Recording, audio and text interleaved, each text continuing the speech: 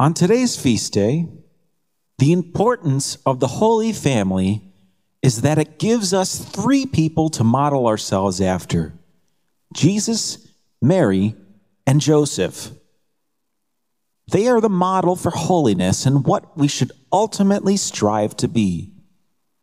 But how is it that they earned the title, the Holy Family? They didn't just have the title, but they lived it out in their daily lives. How do they do this? Ultimately, all three of them say yes to God when they are called. However, saying yes to God wouldn't be smooth sailing.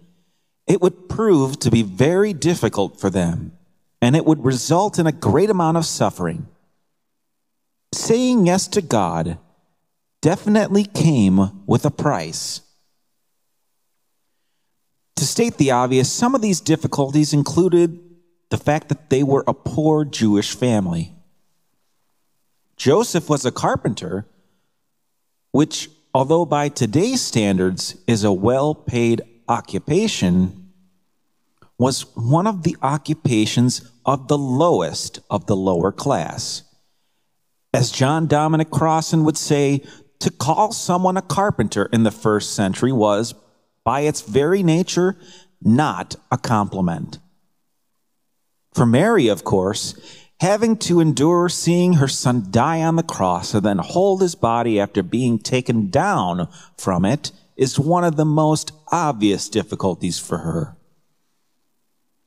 But what is one of the most significant obstacles that most of us overlook?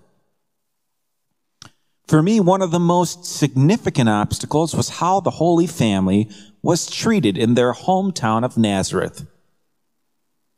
For us, it's easy to take granted how this family began. Mary gave birth to Jesus through a miraculous virgin birth. But it was very clear that the Nazarenes did either not know or, at best, understand this fact. After all, up until this point, no one in Nazareth would have been able to comprehend a virgin birth, simply because it never happened. Not only that, to this point, no one knew about any scriptural basis for it. So how would their neighbors see Jesus? If they didn't see him as virgin born, then what would they think of him? As the Gospels indicate, the Nazarenes' response to Jesus' miracles usually ended with them saying, "Isn't this Jesus, the son of Mary?" For us, that might seem insignificant, but in the first century, children were addressed by their father. For example, son of David or son of Joseph. So why then would they refer to Jesus as son of Mary? As a result, by addressing Jesus with his mother implies that he is an illegitimate or bastard child. Without any basis for a virgin birth at the time, knowing that Joseph wasn't the father of Jesus meant that Jesus was born out of wedlock, making him, in their eyes, a bastard child. In other words, Joseph and Mary clearly had to deal with this issue, perhaps through weird stares and looks, or through local gossip. This would clearly have an effect on Jesus, because when he began his public ministry, the Nazarenes' first response to Jesus' miracles is, "Isn't that Jesus, the son of Mary?" In other words, that can't be possible. After all, wasn't Jesus born in sin, so to speak? The Nazarenes' lack of faith in him because of his birth was so significant that Jesus would often say that a prophet is not welcome in his hometown. Furthermore, without faith in Jesus, it was said that, other than some basic healings, Jesus couldn't or wouldn't perform miracles in Nazareth. After all, as the Gospels point out, what makes these miracles possible is due to a person's faith. And the Nazarenes definitely did not have faith that Jesus could do so because of their bias clouding their judgment. Jesus doing miracles seemed impossible because he was born out of wedlock.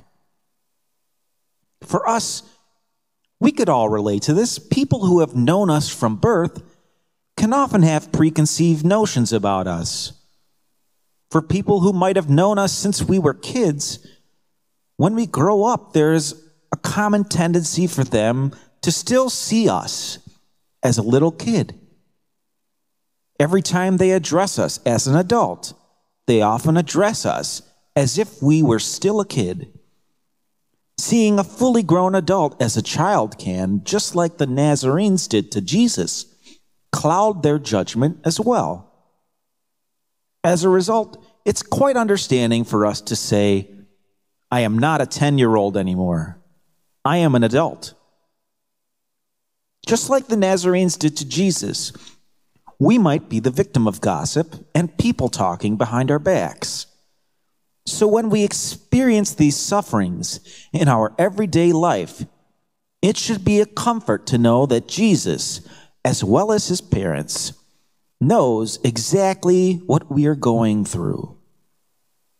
Jesus experienced it for himself.